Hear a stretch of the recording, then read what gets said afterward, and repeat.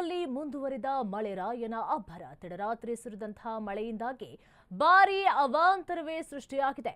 ತಗ್ಗು ಪ್ರದೇಶಗಳಿಗೆ ನುಗ್ಗಿದ ಮಳೆ ನೀರು ಜನರು ತತ್ತರಿಸಿ ಹೋಗಿದ್ದಾರೆ. ಕೋಲಾರದಲ್ಲಿ ಕೂಡ ಮುಂದುವರೆದಿದೆ ಮಳೆರಾಯನ ಅಬ್ಬರ. ತಡರಾತ್ರಿ ಸುರಿದಂತಹ ಮಳೆಯಿಂದಾಗಿ ಭಾರೀ ಅವಾಂತರವೇ ಸೃಷ್ಟಿಯಾಗಿದೆ. ತಗ್ಗು ಪ್ರದೇಶಗಳಿಗೆ ನುಗ್ಗಿದ ಮಳೆ ನೀರು ಜನರು ಹೈರಾಣಾಗಿ ಹೋಗಿದ್ದಾರೆ. ಶ್ರೀನಿವಾಸಪುರ ಪಟ್ಟಣದ ಸಂತೆ ಮೈದಾನದಲ್ಲಿ ನಡೆದಂತಹ ಘಟನೆ. ಮನೆಗಳಿಗೆ ನುಗ್ಗಿದೆ ನೀರು. ಇಡೀ ರಾತ್ರಿ ಜನ ಜಾಗರಣೆಯನ್ನ ಮಾಡಿದ್ದಾರೆ. ಪುರಸಭೆ ಅಧಿಕಾರಿಗಳು ವಿರುದ್ಧ ಜನರು ಆಕ್ರೋಶವನ್ನ ವ್ಯಕ್ತಪಡಿಸುತ್ತಿದ್ದಾರೆ. ರಾತ್ರಿಯಿಡೀ ಮನೆಗೆ ನೀರು ನುಗ್ಗಿದೆ. ಪುರಸಭೆ ಅಧಿಕಾರಿಗಳ ವಿರುದ್ಧ ಜನರು ಆಕ್ರೋಶವನ್ನ ವ್ಯಕ್ತಪಡಿಸಿದ್ದಾರೆ. ಕೋಲಾರದಲ್ಲೂ ಕೂಡ ಮುಂದುವರೆದಿದೆ ಮಳೆರಾಯನ ಅಬ್ಬರ. ತಡರಾತ್ರಿ ಪೂರ್ತಿ ಮಳೆಯಿಂದಾಗಿ ಸುರಿದಿದೆ. ತಗ್ಗು ಪ್ರದೇಶಗಳಿಗೆ ನುಗ್ಗಿದೆ ಮಳೆ ನೀರು. ಜನರು ಹೈರಾಣಾಗಿ ಹೋಗಿದ್ದಾರೆ. ಶ್ರೀನಿವಾಸಪುರ ಪಟ್ಟಣದ ಸಂತೆ ಮೈದಾನದಲ್ಲಿ ನಡೆದಿರುವಂತಹ ಘಟನೆ. ಒಂದು ಮಳೆ ಬಂದ್ರೆ ಸಾಕು ಮನೆಗಳಿಗೆ ನುಗ್ಗುತ್ತೆ. ಆ ರೀತಿಯಾಗಿ ನೆಲಕ್ಕೂ ಮನೆಗೂ ಸಮತಟ್ಟಾಗಿದೆ. ಒಬ್ವಿಯಸ್ಲಿ ಮಳೆ ಬಂತು ಅಂತ ಹೇಳಿದ್ರೆ, ಒಂದು ಸಣ್ಣ ಮಳೆ ಬಂದ್ರು ಸಾಕು ಅಲ್ಲಿ ಮನೆಗಳಿಗೆ ನೀರು ನುಗ್ಗುವಂತ. ನೀವು ನೋಡ್ತಾ ಇರ್ಬೋದು ದೃಶ್ಯಾವಳಿಗಳಲ್ಲಿ ಮನೆ ಹೇಗಿದೆ, ಹಾಗೂ ರೋಡ್ ನಲ್ಲಿ ಹೇಗೆ ನೀರು ನಿಂತಿದೆ ಅಂತ ಹೇಳಿ.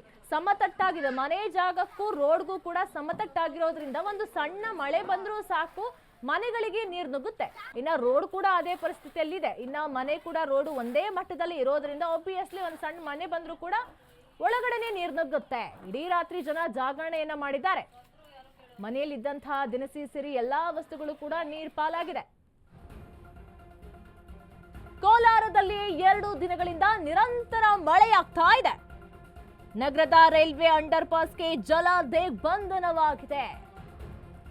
ರಾತ್ರಿ ಸುರಿದ ಮಳೆಗೆ ರೈಲ್ವೆ ಅಂಡರ್ ಪಾಸ್ ಸಂಪೂರ್ಣ ಜಲಾವೃತವಾಗಿದೆ. ಕಾದ್ರಿಪುರ ಕೋಲಾರಕ್ಕೆ ಸಂಪರ್ಕಿಸುವಂತ ರಸ್ತೆ ಬಂದ್ ಆಗಿದೆ.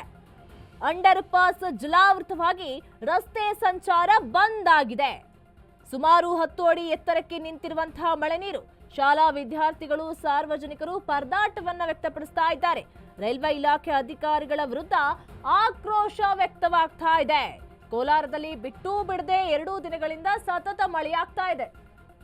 ನಗರದ ರೈಲ್ವೆ ಅಂಡರ್ ಪಾಸ್ಗೆ ಜಲ ದಿಗ್ಬಂಧನವೇ ಹಾಕ್ದಂತಾಗಿದೆ. ರಾತ್ರಿ ಸುರಿದಂತಹ ಮಳೆಗೆ ರೈಲ್ವೆ ಅಂಡರ್ ಪಾಸ್ ಜಲಾವೃತ ಆಗೋಗಿದೆ. ಕಾದ್ರಿಪುರ ಕೋಲಾರಕ್ಕೆ ಸಂಪರ್ಕಿಸುವಂತಹ ರಸ್ತೆ ಬಂದ್ ಆಗಿದೆ.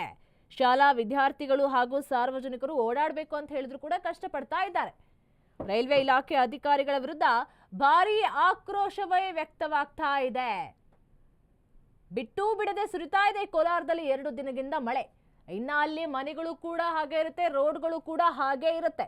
ರೋಡು ಮತ್ತೆ ಮನೆ ಎರಡೂ ಕೂಡ ಸಮತಟ್ಟಾಗಿರೋದ್ರಿಂದ ನೀರು ನುಗ್ಗಿ ಅನಾಹುತವೇ ಸೃಷ್ಟಿ ಆಗುತ್ತೆ.